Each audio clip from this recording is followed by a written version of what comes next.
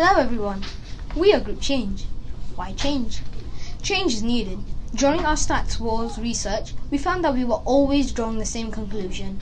To reduce our carbon footprint, we needed to change. Change the way that we, our peers and our families currently act towards our environment. So, what should we change? Standby for change.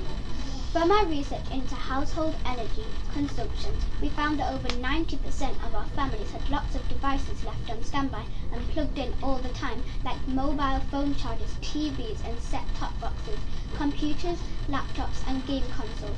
We also discovered that these electronic devices are still using electricity even when they're in standby mode, and therefore are producing needless carbon waste. Which device do you think uses the most energy on standby? No, it's not the TV.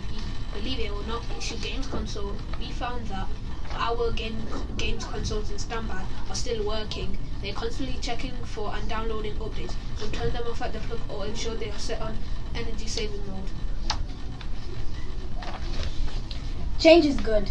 How do you contribute the most to carbon emissions? You're probably thinking either cars, and transport or household energy, but you'd be wrong. Believe it or not, the biggest contributor globally to carbon emissions is food.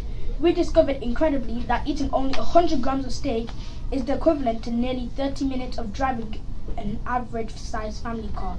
Furthermore, individually, our diets are on average causing 6,000 grams of greenhouse gases each day. So, what can we do? A study in 2019 by the British Committee of Climate Change suggested by simply reducing our meat consumption by 20% and reducing food waste by 20%, then together we could save the equivalent of 7 million tonnes of carbon emissions from farms.